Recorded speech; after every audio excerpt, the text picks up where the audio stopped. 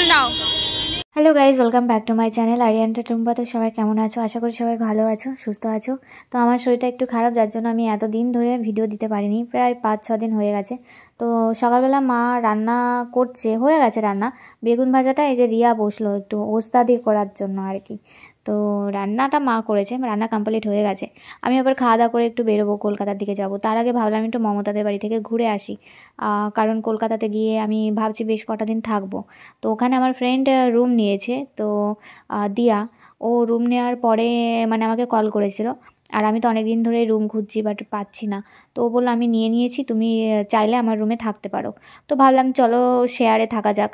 আর আমি তো কন্টিনিউ একভাবে থাকবো না, হয়তো 1 সপ্তাহ 2 সপ্তাহ থাকলাম, আবার বাড়িতে আসলাম, কারণ বাড়িতে তো আমাকে আসতেই হবে, যেহেতু মেয়ে আছে বাড়িতে। তারপর মমতার বাড়ি থেকে চলে এসেছি, এখন স্নান করে একটু রেডি হয়ে নিয়েছি। আর অনেক দিন ধরে শর্ট ভিডিও শ্যুট করি না, তাই ভাবলাম আজকে একটু কিছু শর্ট ভিডিও শ্যুট করি। তো শ্যুট কমপ্লিট করে দেখি এখনও 2টো বাজতে 1 ঘন্টা বাকি। তো কি করব ভাবলাম নিচে দিয়ে একটু ঘুরে বেড়াই। তো এখানে এই যে এই মূর্তিটা আমি নিয়ে যাচ্ছি পুজো করার জন্য। দিয়া কল করে বললো যে একটা লক্ষ্মী ঠাকুর নিয়ে এসো। ঠিক আছে, লক্ষ্মী ঠাকুর নিয়ে যাচ্ছি। লক্ষ্মী ঠাকুর আছে আমার কাছে, বাট গণেশটা নেই। গণেশটা ওখান থেকে কোথাও থেকে কিনে নেওয়া যাবে। তো আমি রেডি হয়ে গেছি, আর 2টো বাজতে যাচ্ছে, এখন বেরোচ্ছি স্টেশনের দিকে, স্টেশনে যাচ্ছি। তো এখানে মাকে খুঁজে পাচ্ছি না, কারণ আমার কাছে না খুচরো টাকা নেই। ফোনপে ওই যে বললাম হওয়ার পর থেকে ক্যাশ টাকা বেশি একটা রাখি না, টাকা নেই। এ কে রে? একটা হামি দাও, একটা হামি দাও, হামি দিয়ে দাও তো মাসিকে একটা হামি দাও। না দিছে, ও বলছে দিয়েছি, আর দেবো না।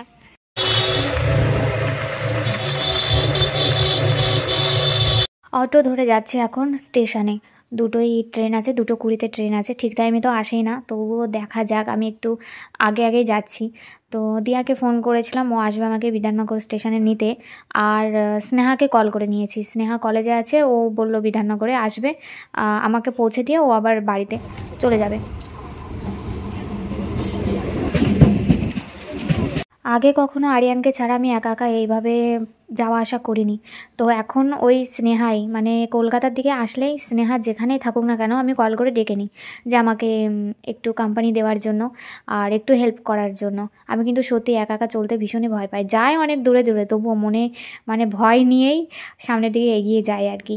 তো যাই হোক, ট্রেনের মধ্যে আছি, 2.5 ঘন্টা আমাকে থাকতে হবে। 2.5 ঘন্টা পরে বিধাননগর স্টেশনে আমাকে নামতে হবে। এখন আছি দমদম স্টেশনে, এই যে মেট্রো লাইনটা দেখতে পাচ্ছ তোমরা, দমদমের পরেই হচ্ছে বিধাননগর। তো বিধাননগরে স্নেহা এসে দাঁড়িয়ে আছে আমার জন্য, আমাকে ফোনও করেছিল। এতটা রাস্তা একা একা যখন যাই না কলকাতাতে, হেডফোনটা কানে নিয়ে গান শুনি, আর চোখটা হালকা বন্ধ করি, বাট এত চিৎকার চিল্লামিলি যার জন্য বন্ধ করেও বেশিক্ষণ থাকতে পারি না আর কি।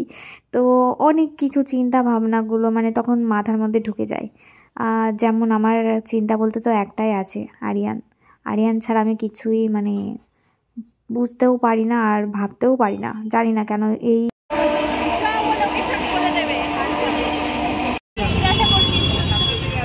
আমি জিজ্ঞাসা করবো না, তুমি চলো, হাঁটতে হাঁটতে চলো। জবা ফুল নাও। এটা যাবে, এটা নেই তো, কেউ নেই তো।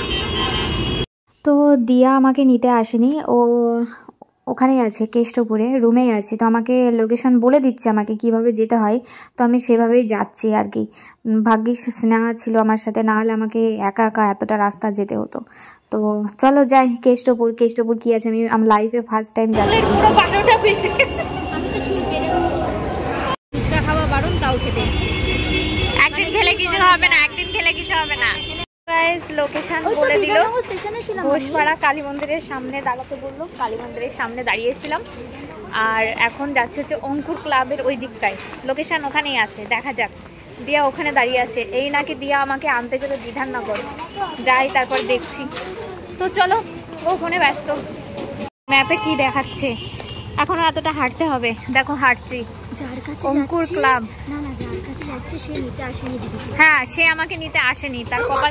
সে আমাকে বলছে আমাকে মেরো, আমাকে যা খুশি করো, আমি আসছি। আরে ও বাড়িতে গেছিল।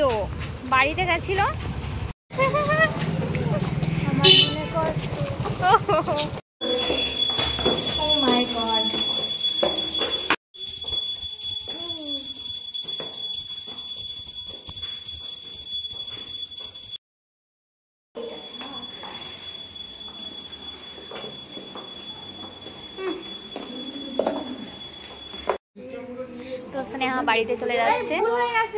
স্নেহাকে বাড়িতে পাঠিয়ে দিচ্ছি, আর ওকে বললাম কালকে আসতে, কালকে কিছু শ্যুট করব। তো ও বলছে আর আসবো না। আর এখান থেকে দিয়া গ্যাস নিচ্ছে, কারণ ও রান্না করার মতো গ্যাস এখনো নেয়। তো এই যে রুম, বেশি বড় না, ছোট রুম। দিয়া একটু নিচে গেছে, দোকানে গেছে, আর আমি একটু ফ্রেশ হবো। স্নেহাকে ছেড়ে আসলাম, ও বাড়ি চলে গেল। তো আমি আগে একটু ফ্রেশ হয়ে নিই, তারপর আসছি তোমাদের সাথে কথা বলতে। ফ্রেশ হয়ে নিয়েছি আর এখন যাচ্ছি একটু নিচে। খিদে পেয়ে গেছে, ভীষণ খিদে পেয়ে গেছে। আমার তো এই ফোনটাও নিতে হবে, দুটো ফোন দু হাতে করে তুমি আগা যেতে পারবে। আমার কি আবার বলো তো, আমিও তো দুটো ফোন নেবো, গিয়ে নিয়ে আসতে পারতো, মিলে যায়। আমার ভালো লাগছে না তো, আমার নিচে একদমই যেতে ইচ্ছা করছে না। আর এখানে কিন্তু খুব গরম, ঠান্ডা নেই। আমাদের দেখে অবশ্য বুঝতে পারছো একদমই ঠান্ডা নেই। দিয়াকেও আমি দেখাচ্ছি যাবে, তাই উনি এখন মেকআপ করছে। মেকআপ করে উনি নিচে যাচ্ছে। সত্যি দেখি, তাকা এদিকে তাকা। আর এটা এসে দেখি বাবা গরম, মানে ভাবতে পারছো আমাদের ওইদিকে তো খুব ঠান্ডা। রুটি আর চিকেন, চিকেন তো চিকেন, রুটি আর চিকেন। আজকের ভিডিওটা এই পর্যন্ত। সবাই খুব ভালো থেকো, সাবধানে থেকো। দেখা হচ্ছে কাল সকালে। চলো টাটা।